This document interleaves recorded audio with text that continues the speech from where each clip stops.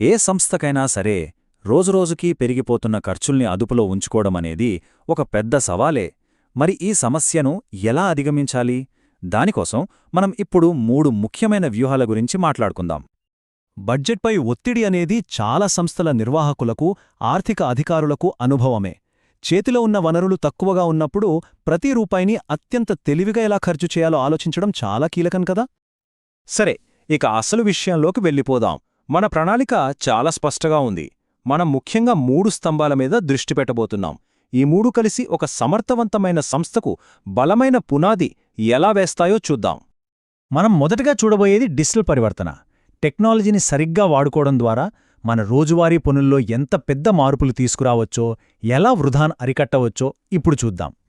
ఆలోచించండి, అన్ని పనులోనూ ఒకే సాఫ్ట్వేర్ కిందకు తెస్తే దానివల్ల కాగితం, ఇంక్ లాంటి ఖర్చులు తగ్గడమే కాదు, ఉద్యోగుల విలువైన సమయం కూడా ఆదా అవుతుంది. ఇక్కడ గమ్మత్తేమిటంటే, ఇది కేవలం ఖర్చు తగ్గించడం గురించి కాదు, మానవ వనరులను ఇంకా ముఖ్యమైన పనుల కోసం వాడుకోవడం గురించి. ఈ ఒక్క చిన్న మార్పు చూడండి, చాలా సింపుల్ కదా. ప్రింటెడ్ సర్క్యులర్ల బదులు SMS లేదా యాప్ నోటిఫికేషన్స్. దీనివల్ల ప్రింటింగ్, పంపిణీ ఖర్చులు పూర్తిగా ఆగిపోతాయి. అంతేకాదు, సమాచారం చాలా వేగంగా, ఖచ్చితంగా అందరికీ చేరుతుంది. అంటే పొదుపుతో పాటు మెరుగైన కమ్యూనికేషన్ కూడా సాధ్యమవుతుందన్నమాట.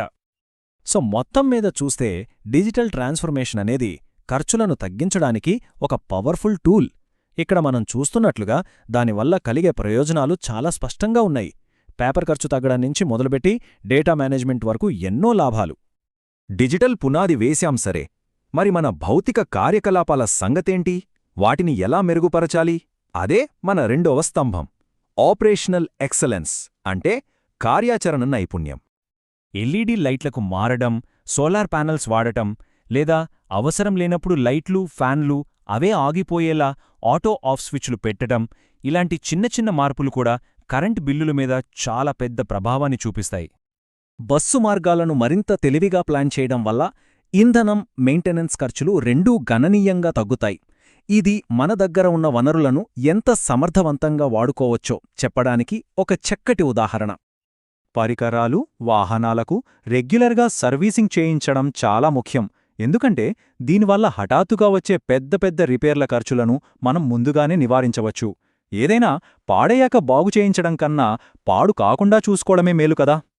ల్యాబ్లు, స్పోర్ట్స్ ఎక్విప్మెంటు, క్లాస్ రూమ్లు ఇలాంటి సౌకర్యాలను వేర్వేరు విభాగాల మధ్య పంచుకోవడం ద్వారా వాటి వినియోగాన్ని బాగా పెంచవచ్చు.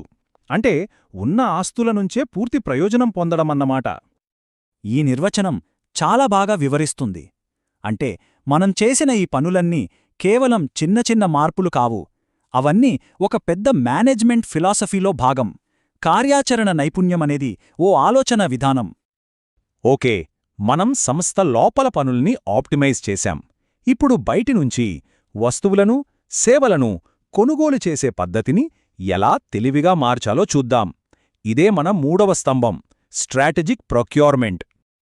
ఇది చాలా సులభమైన ఆర్థిక సూత్రం, కాని చాలా శక్తివంతమైనది.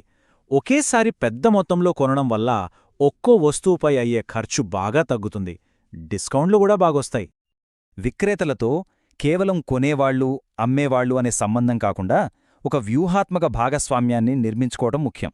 దీనివల్ల ధరల్లో స్థిరత్వం ఉంటుంది, దీర్ఘకాలంలో మనకు ఎంతో ప్రయోజనం చేకూరుస్తుంది. ఈ పోలిక చూస్తేనే మనకు తేడా స్పష్టంగా అర్థమైపోతుంది. వ్యూహాత్మక ఒప్పందాలు కేవలం డబ్బు ఆదా చేయడమే కాదు, మన అడ్మినిస్ట్రేటివ్ పనిని తగ్గించి ఆర్డర్ చేసే ప్రక్రియను కూడా చాలా సులభతరం చేస్తాయి. ఇక మనం ముగింపు దశకొచ్చేస్తున్నాం. ఇప్పటిదాకా మనం చర్చించుకున్న ఈ 3 స్తంభాలను కలిపి ఒకే సమగ్రమైన నిర్వహణ వ్యూహంగా ఎలా మార్చుకోవచ్చో ఇప్పుడు చూద్దాం. గుర్తుంచుకోండి, ఈ 3 స్తంభాలు విడివిడిగా పనిచేయవు. అవి ఒకదానికొకటి బలాన్నిస్తాయి. డిజిటలైజేషన్, ఆప్టిమైజేషన్ మరియు వ్యూహాత్మక సేకరణ, ఈ 3 కలిస్తేనే ఆర్థికంగా బలమైన సంస్థను నిర్మించగలం. ముగింపుగా ఒక ముఖ్యమైన ఆలోచన. ఖర్చు తగ్గించడమంటే నాణ్యతలో రాజీపడటం కాదు, తెలివిగా పనిచేసి ఇంకా మంచి ఫలితాలను సాధించడం. ఈ విశ్లేషణ తర్వాత ఒక్కసారి ఆలోచించాలి. తమ సంస్థలో ఏ ఒక్క చిన్న మార్పు బడ్జెట్పై అతి పెద్ద సానుకూల ప్రభావాన్ని చూపగలదు? ఈ ప్రశ్నతో ఈ వివరణను ముగిద్దాం.